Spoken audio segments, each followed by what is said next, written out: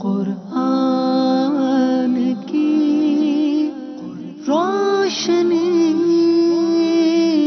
قرآن کی روشنی۔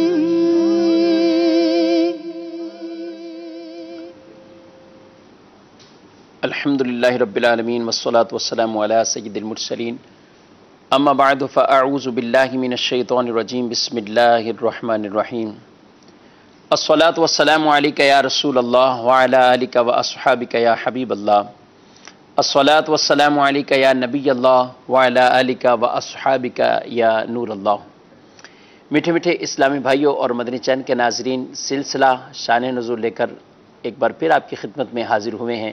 اللہ کریم رب العزت جل وعلا مجھے آپ کو قرآن مجید، فرقان حمید اور احادیث طیبہ کی روشنی میں اپنی زندگیوں کو گزارنے کی توفیق عطا فرمائے۔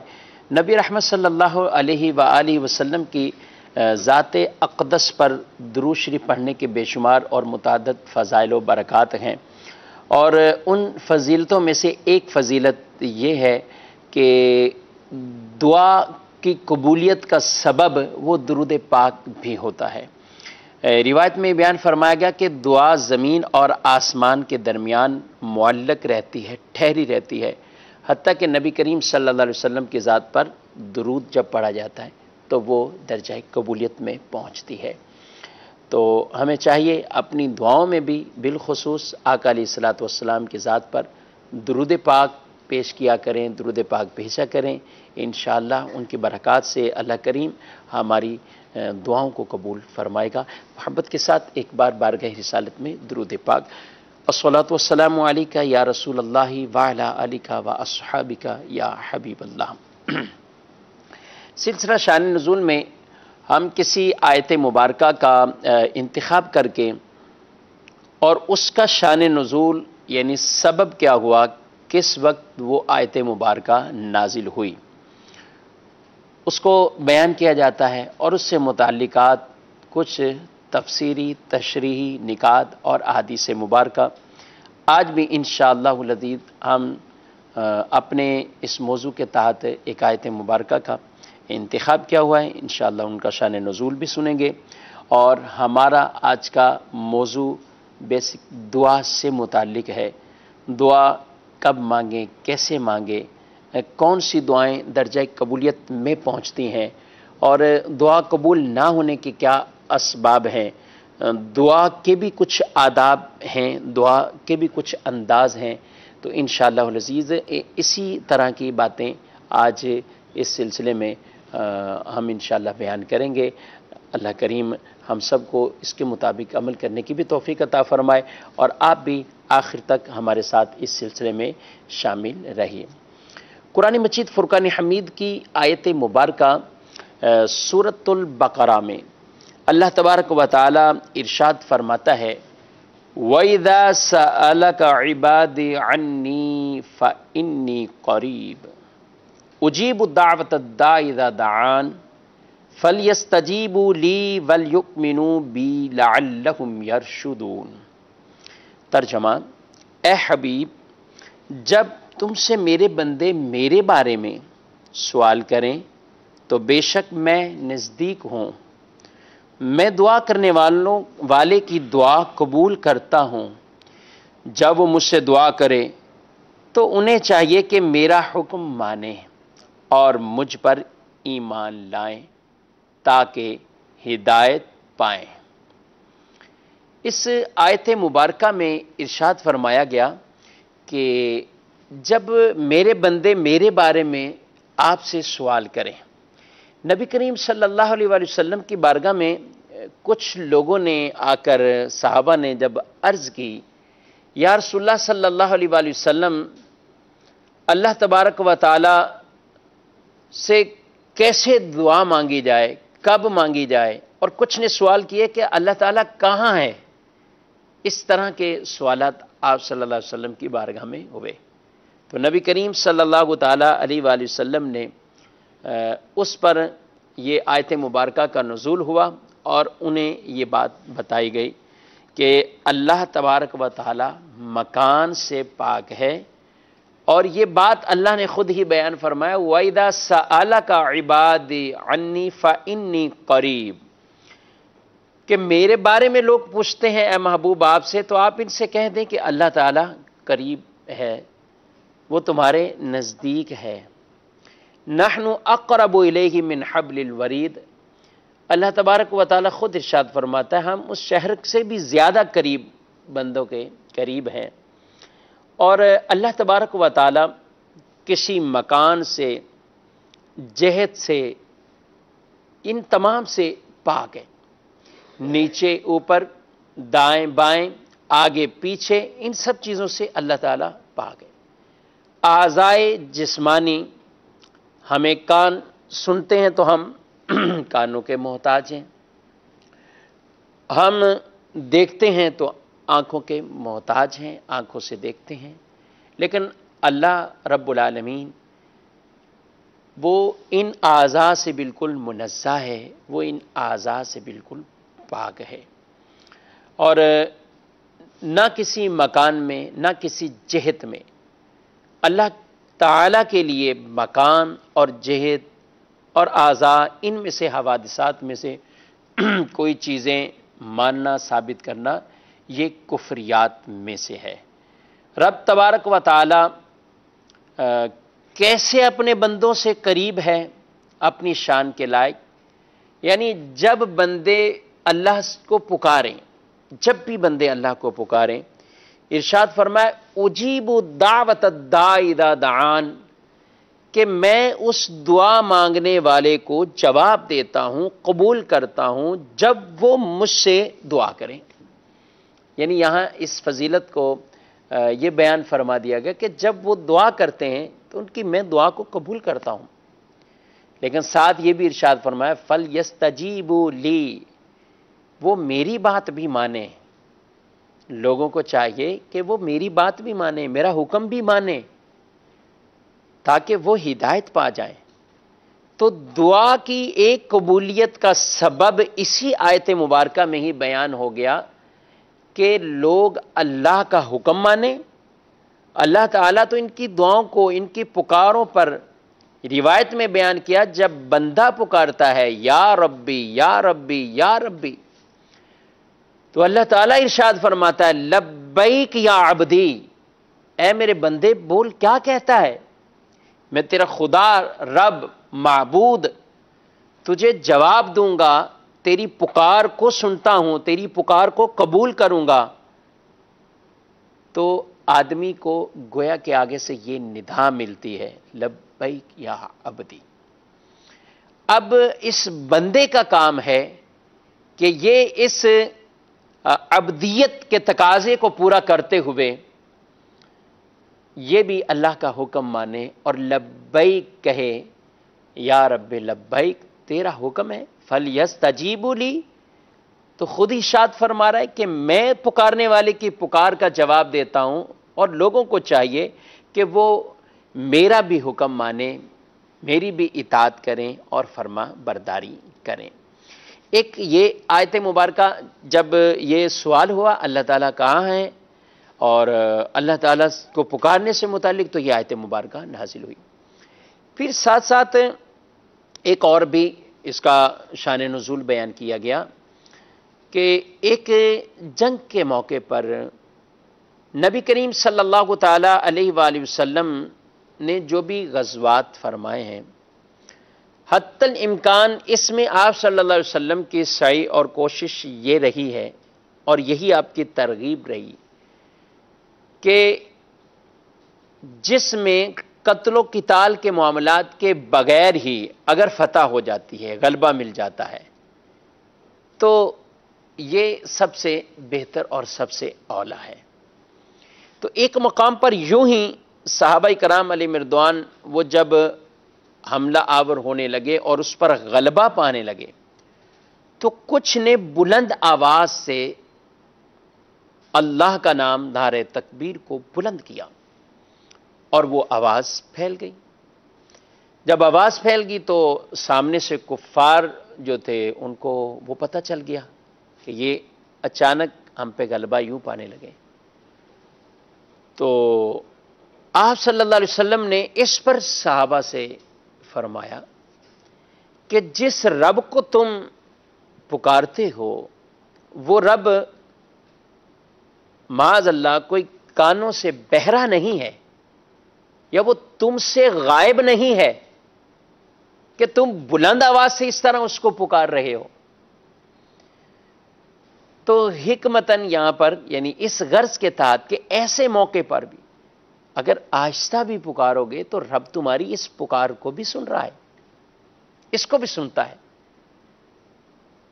تو اس پر یہ آیت مبارکہ نازل ہوئی، فَإِنِّي قریب، میں لوگوں سے قریب ہوں، اور یعنی ان کی کوئی سی بھی بات وہ اللہ تبارک و تعالی سے کوئی ایسی نہیں کہ وہ رب ان سے دور ہے اور ان کو با آواز بلند اپنی آواز اس تک جو ہے وہ پہنچانی پڑے گی، ایسا نہیں۔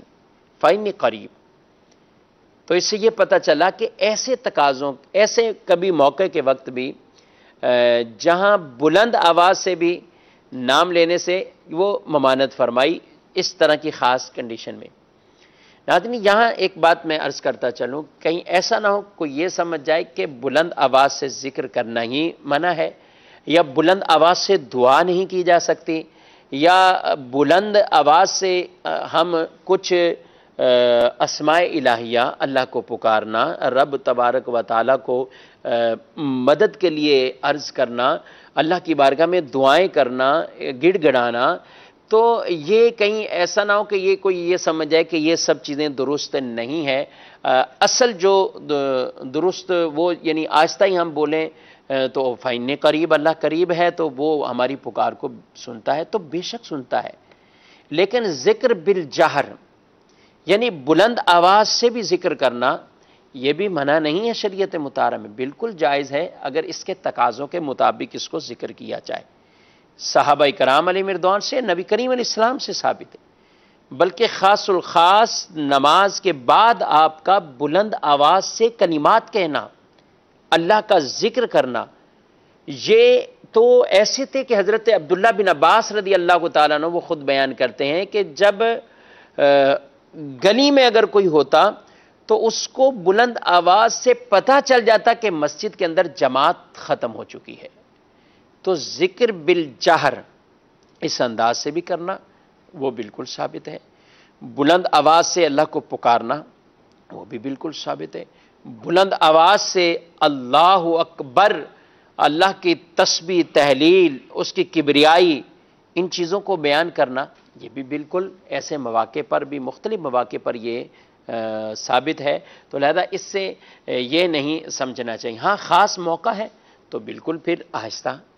ہم نمازیں پڑھتے ہیں تو کوئی جہری نماز پڑھ رہے ہیں اور کچھ نمازیں سری پڑھ رہے ہیں، تو جو جہری پڑھ رہے ہیں تو اس کا یہ ہرگز مطلب نہیں ہے کہ ہم بلند آواز سے پڑھیں گے تو ہی ہمارا پڑھنا اللہ کی بارگاہ میں وہ پہنچے گا۔ اگر بلند آواز سے نہیں پڑھا گیا تو وہ آواز ہماری نہیں پہنچے گی، یہ مقصد نہیں ہے۔ ہاں شریعت کا یہ حکم ہے، جو جہری نماز ہے اس میں جہر پڑھیں گے، جو سری نماز ہے اس میں سری قرات کریں گے، یعنی جس میں آہستہ آواز قرات ہوتی ہے۔ ظہر کی نماز آہستہ آواز سے ہم پڑھتے ہیں، اور عصر کی نماز بھی یوں پڑھتے ہیں، لیکن مغرب، عشاء، فجر بلند آواز سے پڑھتے ہیں۔ تو ایک عقیدہ سمجھایا گیا ہے کہ جب ہم آہستہ بھی بول رہے ہوں تو ہمارا عقیدہ ایمان یہی ہے، ہماری ہلکی سے ہلکی آواز، بلکہ آواز تو پھر آواز ہے، ہمارے دلوں میں اٹھنے والے خیالات میرا رب وہ بھی جانتا ہے، ذہن میں آنے والی باتیں میرا رب وہ بھی جانتا ہے۔ انہ علیم بذات الصدور، اللہ دلوں کے رازوں کو بھی جانتا ہے، دلوں میں اٹھنے والے خیالات کو بھی رب تعالیٰ جانتا ہے۔ تو یہ ہمارا ایمان ہے، یہ ہمارا یقین ہے، اور اسی ایمان اور اسی ایقان اور یقین کے ساتھ ہمیں رب سے دعائیں بھی مانگنی چاہیے، رب کو پکارنا بھی ہمیں چاہیے۔ تو یہ اس آیت مبارکہ کے دو شان نزول یہاں پر بیان کیے گئے بطور خاص، جس میں ان چیزوں کو بیان کیا۔ فرمایا کہ جب آدمی دعا مانگتا ہے تو ایک اجیب الدعوۃ الداعی اذا دعان، میں دعا کرنے والوں کی دعا کو قبول کرتا ہوں جب وہ پکاریں، ایک اس کا مطلب یہ ہے کہ اللہ تعالیٰ ان کو خود فرماتا ہے لبیک یا عبدی، جب بندہ دعا مانگتا ہے تو اللہ تعالیٰ فرماتا ہے اے لبیک یا عبدی. تو یہ بھی ایک قبولیت والی چیز ہے کہ یعنی اللہ نے اس کی اس پکار کو قبول فرما لیا ہے اور لبیک یا عبدی اسے فرمایا ہے. منشن کے ناظرین، دعا سے متعلق بہت سی گفتگو ہے دعا سے متعلق، اور بہت بڑا ایک یہ کلام ہے دعا سے متعلق. دعا کے بہت زیادہ تقاضے بھی ہیں. علماء کرام نے بطور خاص دعا کے ہی موضوع پر پوری کتابوں کو تصنیف فرمایا ہے. مکتبۃ المدینہ کی ایک کتاب مطبوعہ فضائل دعا، اعلیٰ حضرت امام اہل سنت شاہ امام احمد رضا خان علیہ رحمت الرحمن، آپ کے والد گرامی حضرت مولانا نقی علی خان رحمت اللہ تعالی علیہ، آپ کی بہت پیاری وہ کتاب جس پر اعلیٰ حضرت کا حاشیہ یہ موجود، اور مکتبۃ المدینہ نے اس کو بڑی خوبصورت انداز سے اس کو طبع کیا ہے، اس کو چھاپا ہے، اور اس کے اندر آپ دعا کے تقریباً تقاضوں کو، آداب کو، قبولیت کے اسباب کو، قبولیت کی اوقات کو، یہ سب کو بیان کیا گیا ہے. چند باتیں میں یہاں پر عرض کرتا ہوں. ہمارے پیارے نبی صلی اللہ تعالیٰ علیہ وآلہ وسلم آپ دعا کا بڑا اہتمام فرمایا کرتے تھے، اور اتنا اہتمام کیا کرتے تھے کہ سنن ابو داؤد شریف میں بھی یہ بات ہے کہ اللہ تعالیٰ سے جب دعا مانگی جائے تو رسول اللہ صلی اللہ علیہ وسلم نے فرمایا تمہارا رب حیا والا ہے، کریم ہے. تمہارا رب حیا والا ہے، کریم ہے. جب اس کا کوئی بندہ اس کی طرف اپنے دونوں ہاتھ اٹھاتا ہے تو وہ ان کو خالی واپس کرنے سے حیا فرماتا ہے. سبحان اللہ. آدمی ہاتھ پھیلا دے، مولا میرے خالی ہاتھ تیری بارگاہ میں، میری جھولی تیری بارگاہ میں پھیلی ہوئی، تو فرمایا یہ رب کریم ہے، وہ حیا فرماتا ہے اس چیز سے کہ میرے بندے نے میری بارگاہ میں اپنے ہاتھوں کو پھیلا دیا، اپنی خالی جھولی کو گویا کہ پھیلا کے کھڑا ہے اور رب سے ہی مانگ رہا ہے اے اللہ تو ہی دینے والا ہے، عطا فرما، میری دعاؤں کو قبول فرما. فرمایا اللہ حیا فرماتا ہے کہ وہ ان ہاتھوں کو ویسے واپس لوٹا دے. آپ صلی اللہ علیہ وسلم نمازوں کے بعد بہت اہتمام فرمایا کرتے تھے دعا کا. دعا کی قبولیت اس میں بہت بڑا درجہ نماز کا ہے. نماز نماز نماز، یعنی ایسا نہ ہو کہ انسان دعا تو مانگے، مختلف اوقات پر دعا بھی مانگ لے، فلاں مجلس میں فلاں جگہ پر بیٹھ کر دعا مانگ لے، لیکن نماز نہ پڑھے تو یہ بہت بڑی محرومی والی بات ہے. یہ اس طرح دعا کی قبولیت ہے کہ نہیں ہوتی کہ جب اللہ کا حکم ہی آدمی نہ مانے. قرآن میں تو اللہ تعالیٰ نے یہی ارشاد فرمایا ہے اجیب دعوت الداع اذا دعان فلیستجیبوا لی، میں اس کی دعا کو قبول فرماتا ہوں. وہ چاہیے کہ لوگ میرا بھی حکم مانیں، میری بھی اطاعت اور فرما برداری کریں، وہ حکم تو مانیں. تو رب کا حکم ماننا یہ دعا کی قبولیت کا اہم ترین سبب ہے کہ اللہ کریم ہماری دعاؤں کو قبول فرمائے گا. نبی کریم صلی اللہ تعالی علیہ وآلہ وسلم نے آپ اکثر جو دعائیں مانگا کرتے تھے، یہ یاد رکھیں منشن کے ناظرین، ہماری اکثریت دعائیں دنیا سے متعلق ہوتی ہیں، دنیا کی بہتری سے متعلق ہوتی ہیں. ہماری اکثر دعائیں وہ اپنے کام کاج سے ہی متعلق ہوتی ہیں. کوئی حرج نہیں ہے، مانگنا چاہیے. یہ بھی ہم رب سے ہی مانگیں گے. قرآن بھی ربنا آتنا فی الدنیا حسنہ وفی الآخرۃ حسنہ، اس دنیا میں بھی بھلائی مانگی گئی، آخرت کی بھی بھلائی مانگی گئی. لیکن ایسا نہ ہو کہ ہم صرف اور صرف مال کی ہی دعا مانگتے رہیں اور پھر دل میں ہم کڑتے رہیں کہ ہم نے مانگی قبول نہ ہوئی، ہم نے مانگی قبول نہ ہوئی. تو یہ انداز طریقے یہ کچھ مناسب نہیں ہے.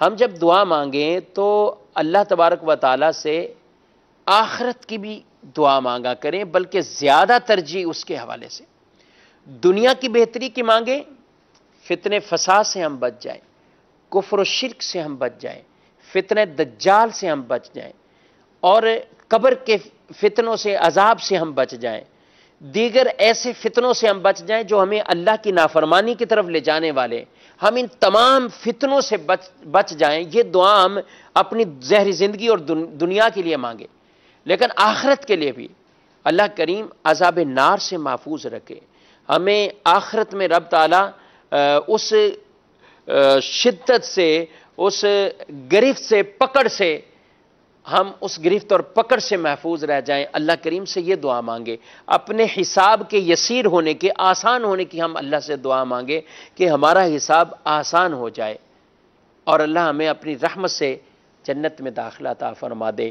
جنت الفردوس کی اللہ سے دعا مانگے، حدیث میں فرمایا گیا مانگو رب سے تو جنت الفردوس مانگو، جنت الفردوس کا سوال کریں۔ تو ہماری توجہ اس طرف بھی مرکوم رہنی چاہیے۔ یہ بالخصوص نبی کریم صلی اللہ علیہ وسلم کی ایک حدیث میں آپ کو بیان کرتا ہوں، آپ جامع ترمذی کے جن کے کلمات میں اردو میں عرض کرتا ہوں کہ آپ کے وہ دعا کے کلمات کیا تھے، کون سی آپ دعائیں مانگتے تھے۔ حضرت سعد رضی اللہ تعالیٰ عنہ آپ بیان کرتے ہیں کہ رسول اللہ صلی اللہ علیہ وسلم نماز کے بعد ان کلمات سے اللہ کی پناہ چاہتے، اور کون سی دعا تھی؟ اے اللہ، جس کا ترجمہ ہے اے اللہ میں بزدلی سے تیری پناہ چاہتا ہوں، پناہ میں آتا ہوں، بزدلی سے تیری پناہ میں آتا ہوں، میں بخل سے تیری پناہ میں آتا ہوں، میں ارذل عمر سے تیری پناہ میں آتا ہوں، میں دنیا کے فتنے اور عذاب کے قبر سے تیری پناہ میں آتا ہوں۔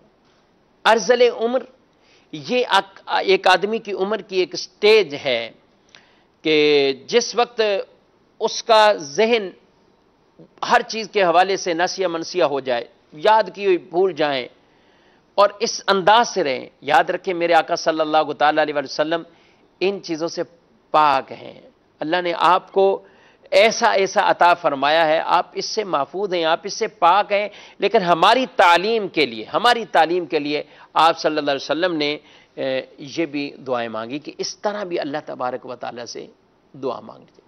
عافیت کا سوال اللہ سے کرنا چاہیے، عفو و عافیت رب تبارک و تعالیٰ سے مانگنی چاہیے، کیونکہ عافیت، حدیث میں فرمایا عافیت سے بڑھ کر کوئی اچھے کلمات نہیں ہو سکتے جو اللہ سے دعا میں مانگے جائیں، جو رب کی بارگاہ میں کہیں جائے۔ عافیت سے بڑھ کے کوئی اچھے پسندیدہ کوئی اعلیٰ کلمات نہیں ہے، کیونکہ جس کو عافیت مل گئی وہ گویا کہ کل خیر اس کا مقدر بن گئی، اس کی دنیا بھی عافیت والی ہے، اس کی آخرت بھی عافیت والی ہے۔ جس کو رب کے حضور، رب کی بارگاہ سے عافیت کا سوال کیا اور عافیت اسے مل جائے تو اس کی دنیا میں بھی کامیابی ہے، اس کی آخرت میں بھی کامیابی ہے۔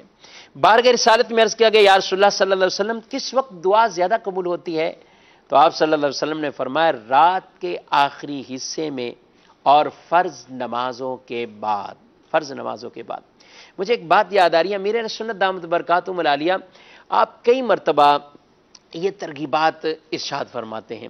کوئی وظیفہ آپ سے پوچھا جائے، اور اگر ہم خود آپ کے اوراد و وظائف شجرہ عطاریہ کے بھی ہم دیکھتے ہیں تو اس نماز کے بعد یہ ہے، اس نماز کے بعد یہ ہے، یہ نماز کے بعد پڑھنا ہے، یہ صبح کے وقت پڑھنا ہے، یہ فلاں کے وقت پڑھنا ہے۔ تعویذ بھی دیے جائیں، تعویذات عطاریہ پر بھی یہی ترغیبات ہیں کہ ساتھ ساتھ نماز کے بعد یہ، نماز کے بعد یہ، نماز کے بعد یہ بہت بڑے جامع کلمات ہیں کہ کہیں ایسا نہ ہو کہ انسان صرف اس بات پر تو یقین رکھے کہ یہ تعویذ سے مجھے یہ برکت حاصل ہو جائے گی اور نماز کی طرف نہ آئے۔ نہیں، ایسا نہیں، بلکہ نماز کی ترغیب اس سے مقدم ہے، اس سے زیادہ ہے، وہ بھی کیجئے، یہ بھی کیجئے۔ کہتے ہیں نا دوا بھی لیجئے، دعا بھی لیجئے، دعا رب کی بارگاہ میں کیجئے، دوا لیجئے، دوائی لیجئے۔ لیکن ایسا نہیں ہے کہ آدمی نماز نہ پڑھے اور دیگر کاموں سے کہے کہ میں درجہ قبولیت میں پہنچ جاؤں گا، تو ان چیزوں کو بھی ہمیں غور کرنا چاہیے۔ جب ہم حدیث کا مطالعہ کرتے ہیں تو بکثرت ایسا واقع کہ نماز کے بعد یہ کلمات آپ صلی اللہ علیہ وسلم مانگتے، یہ دعائیں آپ مانگتے، اور نمازوں کے بعد والی دعاؤں کو درجہ قبولیت والی دعا آپ نے ارشاد فرمایا گیا ہے۔ ایک حدیث پاک ہے، ذرا ہم غور کریں تو اس کے متعلق کہ نبی کریم صلی اللہ علیہ وسلم نے ارشاد فرمایا ہے کہ اللہ تبارک و تعالی کن لوگوں کی دعاؤں کو جلد قبول فرماتا ہے۔ حضرت ابو ہریرہ رضی اللہ تعالیٰ عنہ فرماتے ہیں کہ جو یہ چاہتا ہے کہ پریشانیوں کے وقت، سخت مشکلات کے وقت اس کی دعا قبول ہو، جو یہ چاہتا ہے پریشانی کے وقت، سختیوں کے وقت اس کی دعا کو اللہ قبول فرما لے، تو اسے یہ چاہیے کہ آسانی کے وقت میں وہ رب سے دعا مانگے۔ اللہ اکبر! آسائش کے دنوں میں وہ رب سے دعا مانگے۔ آج ہم بیمار ہیں تو دعا مانگی جاتی ہے، لیکن تندرست ہیں دعا کو گویا کہ موقوف کیا جاتا ہے، دعا نہیں مانگتے، دعا نہیں مانگی جاتی۔ آج مال ہے، پیسہ ہے، سب کچھ ہے، دعا نہیں مانگتے۔ کوئی آزمائش آ گئی، فقر، غربت، کچھ تنگ دستی، دعا مانگے۔ مولانا صاحب دعا کیجئے، مسجد میں دعا، فلاں جگہ دعا، کچھ دے کر دعا، صدقہ دے کر دعا، یہ ساری باتیں اپنی جگہ پر ہے، لیکن میرے محترم اسلامی بھائیوں، مدنی چینل کے ناظرین، اگر ہم یہ چاہتے ہیں کہ مشکلات کے وقت رب تعالیٰ ہماری دعاؤں کو قبول فرمائے، تو جب ہمارے اوپر آسانیاں ہیں رب کے شکرانے میں پھر اس سے مانگا جائے۔ سب کچھ آپ کے پاس ہے، لیکن پھر بھی خالی جھولی بن کر رب کے حضور وہ شکرانے میں دعا مانگے اور مانگتے رہیں کہ جو دیا ہے وہ رب کی نعمتیں ہیں، رب کا احسان ہے کہ آپ کو ملا ہے۔ اور انسان بڑے غفلت میں آ جاتا ہے، جب آسانی کے دن ہے دعا نہیں مانگتا، جب تندرستی کے دن ہے دعا نہیں مانگتا، جب مالداری کے اوقات چل رہے ہیں دعا نہیں مانگتا، اور جب غربت ہو دعا مانگتا ہے، جب بیمار ہو دعا مانگتا ہے، جب مشکل میں ہو تو دعا مانگتا ہے۔ ہر کوئی چاہتا ہے میری اس مشکل وقت میں میری دعا قبول ہو جائے، تو اسے پھر چاہیے کہ آسانی کے وقت میں بھی اللہ سے دعا مانگا کرے۔ رب تعالیٰ ان دعاؤں کو قبول فرماتا ہے۔ جمعۃ المبارک میں گھڑی ہے جو اللہ تعالیٰ جس میں دعاؤں کو قبول فرماتا ہے۔ دو خطبوں کے درمیان کا جو وقت کہ جس میں آدمی زبان سے بولے بغیر ہی دل میں رب سے دعا مانگے، وہ دعا کی قبولیت کا وقت ہے۔ جمعۃ المبارک غروب سے کچھ پہلے، غروب ہوتے وقت کے اوقات میں دعا کی قبولیت کا وقت بیان کیا گیا۔ مجمع مسلمین جہاں مسلمانوں کا اجتماع ہو، جمع ہو، وہاں دعا مانگے، دعا کی قبولیت ہوتی ہے۔ جس آدمی ایسے مجمع میں جا کر دعا مانگتا ہے تو اللہ تبارک و تعالیٰ کے کئی ایسے نیک بندے ہوتے ہیں، اللہ تعالیٰ ان کی برکت سے دعا کو قبول فرماتا ہے۔ آج بھی جمعرات مدنی چینل کے ناظرین، الحمدللہ دنیا بھر میں دعوت اسلامی کے ہفتہ وار سنتوں بھرے اجتماعات ہوتے ہیں۔ عالمی مدنی مرکز فیضان مدینہ میں ہزاروں اسلامی بھائی، نہ صرف یہاں پر بلکہ آپ کے اپنے شہروں میں بھی ہزاروں کی تعداد میں اسلامی بھائی جمع ہوتے ہیں، اور مختلف مقامات پر بلا شبہ سینکڑوں تو ہوتے ہی ہیں، چھوٹے چھوٹے مقامات پر بھی سینکڑوں افراد موجود ہوتے ہیں۔ اب دعا کیجیے، آپ وہاں جائیے، بیان سنیے، ذکر کیجیے، اور دعا بھی بطور خاص دعا کا اہتمام ہوتا ہے۔ کئیوں کی بگڑیاں بن جاتی ہیں، پریشانیاں دور ہوتی ہیں، ان میں آپ کیجیے۔ اللہ کریم ضرور ہماری دعاؤں کو قبول فرمائے گا۔ ان اجتماعات کی برکت سے رب تعالیٰ ہماری نیک مرادوں کو بھی پورا فرمائے گا۔ مدنی کے ناظرین، ابھی ہی کچھ دیر بعد آپ تقریباً 8:30 بجے دعوت اسلامی کے مرکزی مجلس شورا کے نگران حضرت مولانا حاجی محمد عمران اتاری صاحب ان کا بیان براہ راست ملاحظہ فرمائیں گے۔ دیکھتے رہیے مدنی چینل۔ اللہ تبارک و تعالی ہم سب کو ڈھیروں ڈھیر برکتیں عطا فرمائے، آمین بجاہ نبی امین صلی اللہ تعالی علیہ وسلم۔ قرآن قرآن قرآن کی روشنی